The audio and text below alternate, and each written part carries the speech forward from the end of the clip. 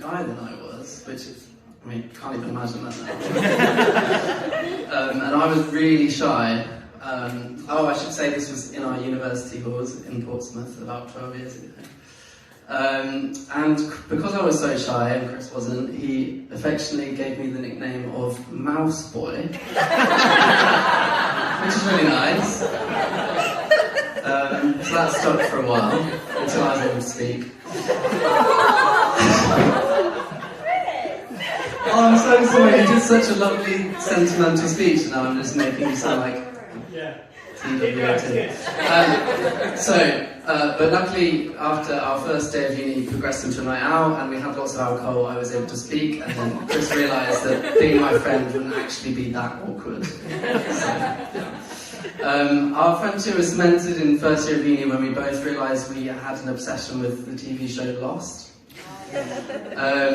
So at the end of the first year, we went into his dorm room to watch the season finale, and we went in as good friends, but we came out with an emotional bond that broke down all of our toxic masculine boundaries, and we cried a lot, and, you know, from then our friendship was really cemented.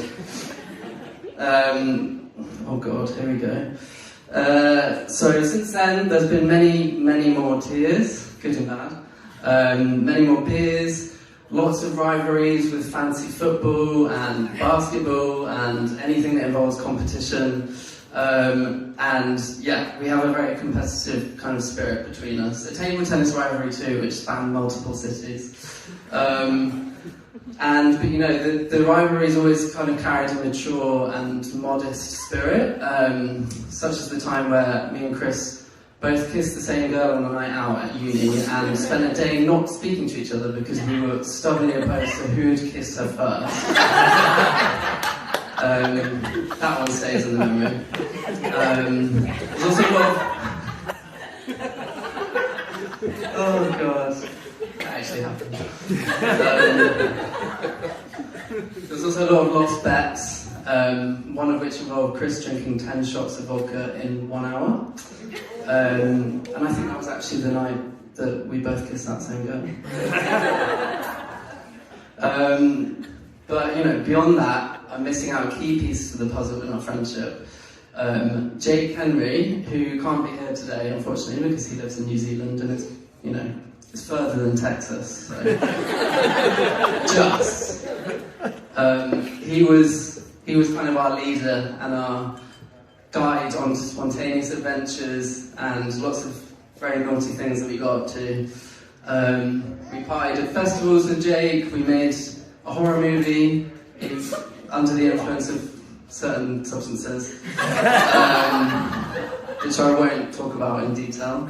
And we also shared a series of escalating pranks, which started as very tame.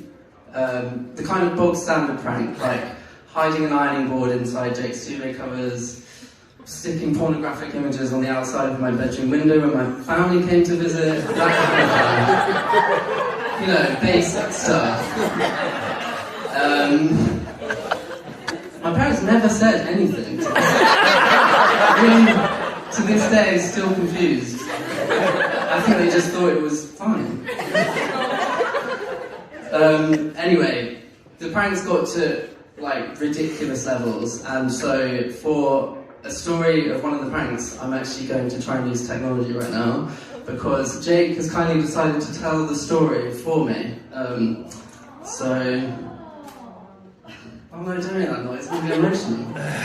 Right, so Josh and Jack Campbell told me this is definitely going to work, so if it doesn't, then no. Okay, I'm going to try and play it for you right now.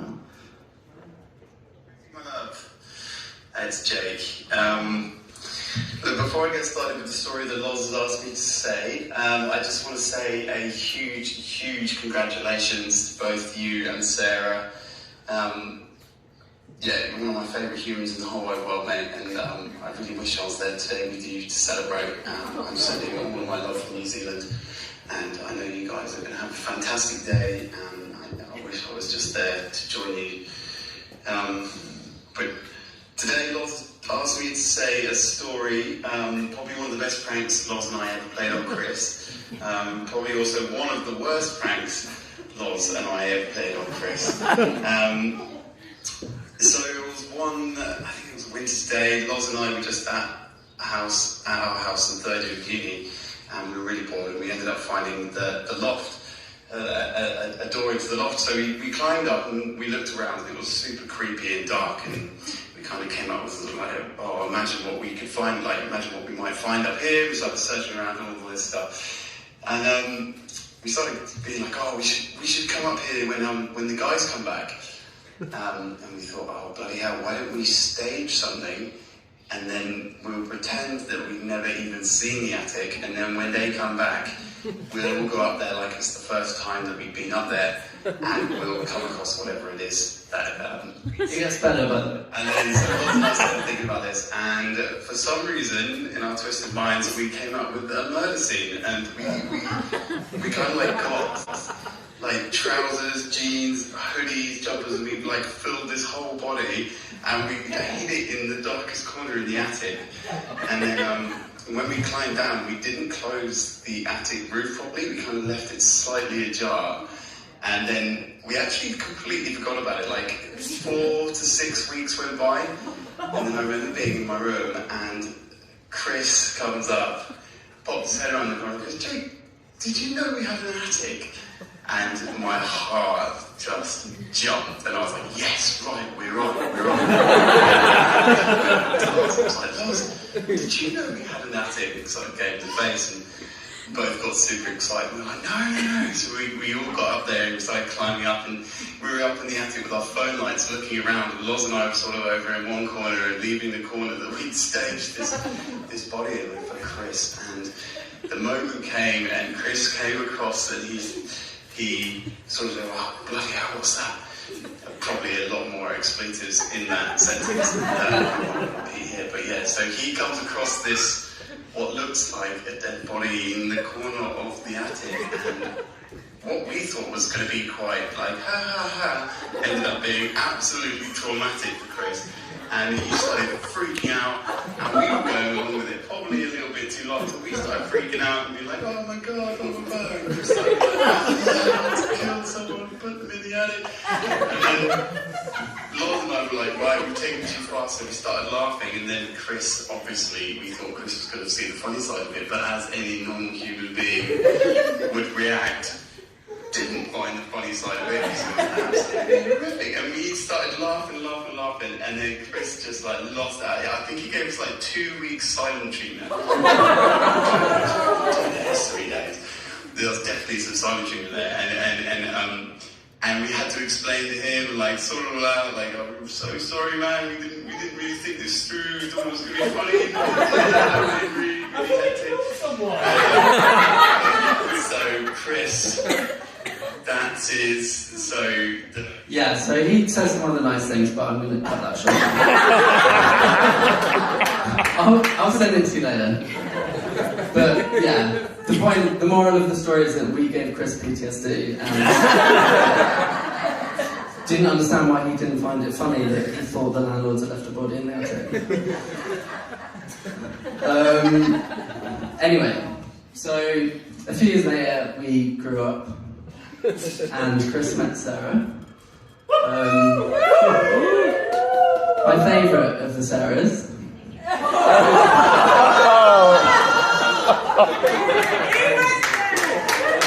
I had to.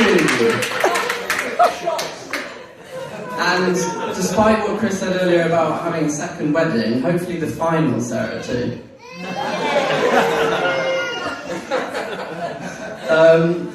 No, so when I first thought about how to sum up Chris and Sarah's relationship, I was panicking a little bit because it's quite hard to do. But then this memory came to me, and it sums it up really perfectly and really quickly. So succinctly, that's the word. Thank you. 3 syllables are hard. So it was about 3 or 4 weeks after Chris and Sarah had started dating. Chris came to visit me in Bristol for a lads' weekend, and yeah, Bristol. We had a few beers before we met our mates, and I have just a very, very vivid memory of me and Chris meeting that night and having a few drinks, and everything is very vivid in my mind. And until now, when I thought about writing the speech, I didn't really kind of understand why. But I think when I thought about it, it was because it was definitely the happiest and the most excited and the most buzzing that I'd ever seen Chris.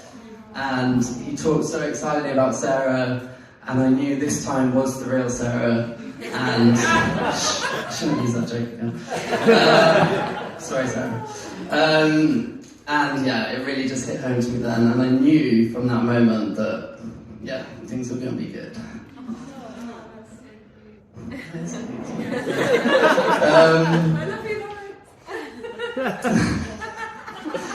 And although Chris can be an arrogant, cocky little friend sometimes, he is one of the best people to have as a best friend, and I really mean that. And he's the kind of guy that, as you would have seen from his speech, he's such an inspiration. He spoke about his dad so eloquently, and he's really in touch with his emotional side, which is not always something men are very good at. And he's always there when you need him, and he's always picking me up when I needed it.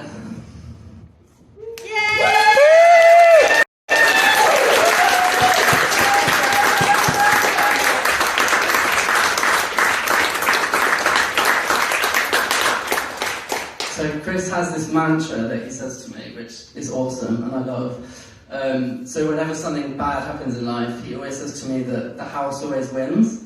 And the analogy is basically that we are the house and the house has good luck. And no matter how much bad luck happens, the house will always come back with the good luck. And it's such a good analogy that I actually believe it sometimes. And for that inspiration alone, I'm really proud to be your best friend. And yeah.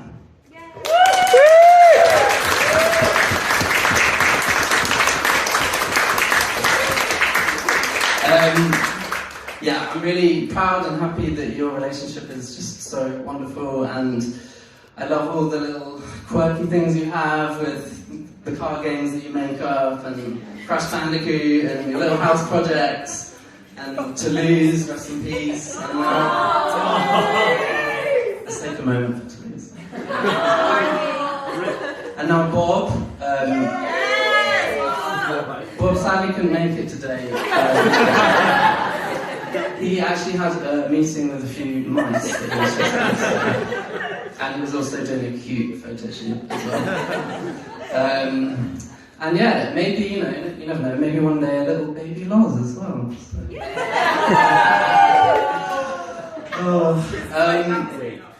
So originally I was going to end it on that really serious, emotional note, but my other bestie here, Jack, who is a veteran of weddings and stag do's, who actually coached me through the stag do, so he deserves a lot of credit for that.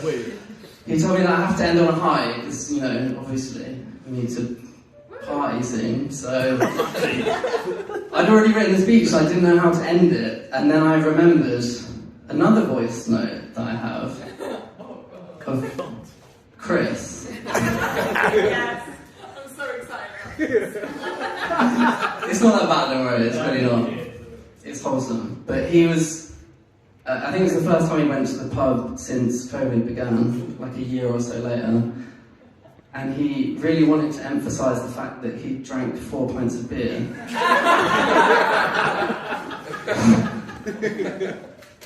So you're going to hear the word pint a lot in the next 50 seconds. So this is, yeah, I'll play it for you now. Hello, Margaret. I've had 4 pints. I've had 4 pints of beer. I've been at home with a little bottle. I've had 4 full glasses of pint. Full glasses of pint of alcohol. Alright, okay, you're saying, shut up. Anyway, I'm walking to the train and I thought I'd say, hey, I had a great night last night. I know you did. Because you're a legend. What's up? What's going on? How are you doing? How's everybody? The house hangover has subsided a little. I've got my mask, I'm ready to go, get on the train. Things are good. Cheers, boys.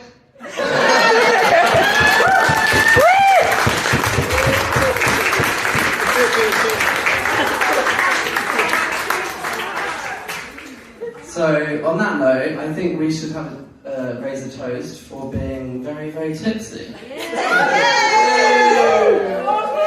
Thank you, Chris and Sarah, and yeah, all the best.